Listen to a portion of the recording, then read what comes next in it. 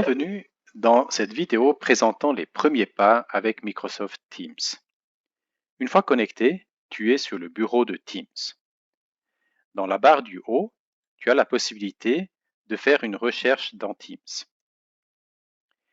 Les résultats sont présentés par rapport au contenu des messages, par rapport aux personnes de l'organisation ou également par rapport à du texte à l'intérieur des fichiers se trouvant dans Teams. À droite, en cliquant sur le symbole de l'utilisateur, tu as la possibilité de modifier ton statut et tu as également la possibilité de modifier les paramètres de Teams.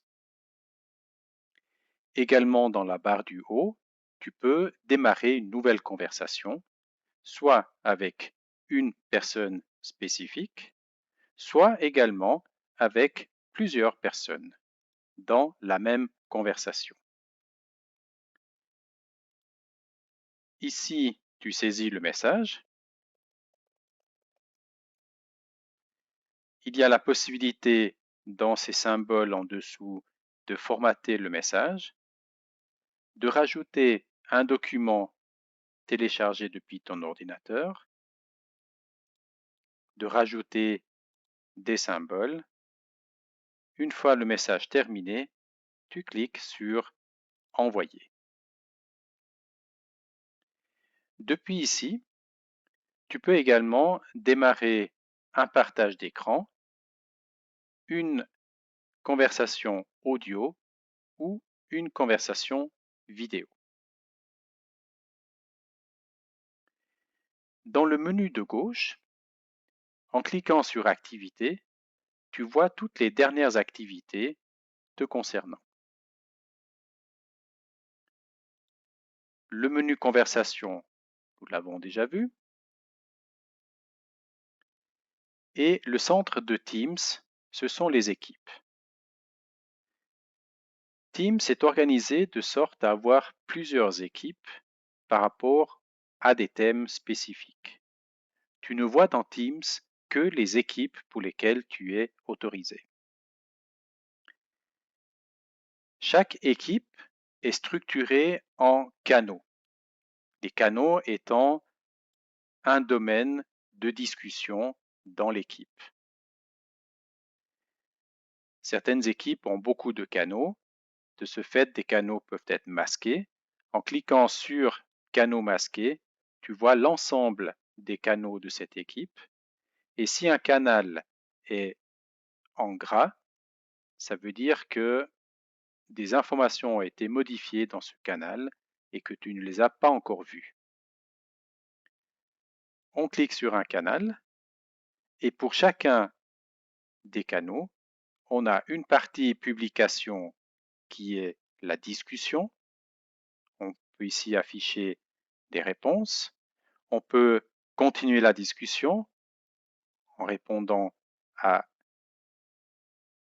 une réponse ici, ou on peut démarrer une nouvelle conversation en cliquant ici sur le message pour les nouvelles conversations.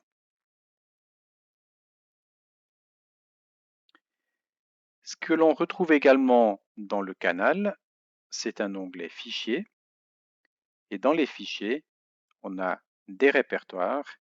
À l'intérieur de ce répertoire, on peut avoir différents documents, PowerPoint, Word, PDF, des images, etc. En ouvrant un document, on peut modifier ce document directement en ligne et on peut même être à plusieurs sur le même document et modifier ensemble le même document. Une fois terminé, il suffit de cliquer sur « Fermer » et toutes les modifications sont enregistrées. On peut créer ici un nouveau dossier. On peut charger un document depuis son PC ou télécharger un document qui nous intéresse. Tout ceci dans le menu du haut.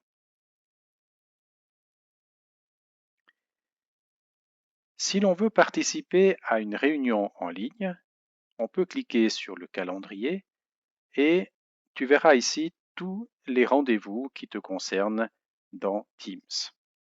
Tu peux te déplacer dans l'agenda et tu retrouves la semaine suivante également les rendez-vous. Si tu veux toi-même créer un rendez-vous, tu cliques sur l'heure qui t'intéresse, tu donnes un titre à ce rendez-vous,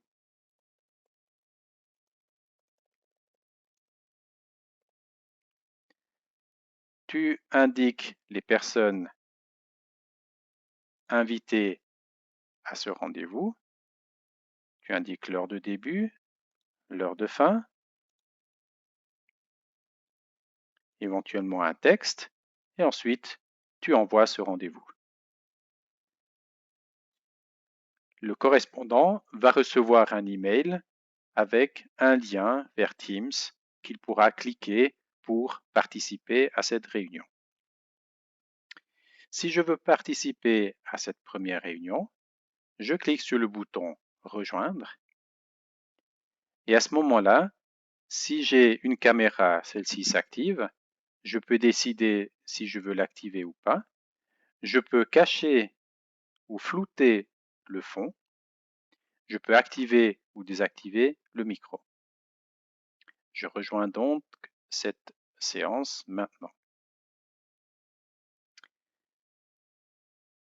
Une fois que j'ai rejoint la séance, je peux, avec ce menu qui se trouve là, désactiver ma caméra. Je peux désactiver le micro. Si je ne parle pas, je dois désactiver le micro pour éviter des bruits de fond. J'ai la possibilité de partager une fenêtre de mon PC ou un document qui se trouve dans Teams. En cliquant sur le document, les autres participants de la séance verront ce document. Je peux me déplacer dans ce document et une fois la présentation terminée, je clique sur Arrêter la présentation. Je peux voir qui fait partie de la réunion. J'ai ici la liste des personnes qui participent à la réunion. Je vois également qui a le micro activé et qui ne l'a pas. Et je peux suivre les conversations de cette réunion. Ici, je peux également envoyer un message à l'ensemble des participants de la réunion. Si je veux envoyer un message privé à l'une des personnes, je clique sur la personne et ici, je peux lui envoyer un message en privé qui n'apparaîtra pas dans les messages pour tous. Une fois la réunion terminée, tu cliques sur Raccrocher et tu sors de la réunion. Si tu as besoin de plus d'aide, tu peux cliquer sur le bouton Aide. Il y a ici les rubriques d'aide, il y a également des formations et les dernières nouveautés de Teams. Voilà, j'espère que ces explications te permettront d'utiliser Teams et de l'apprécier.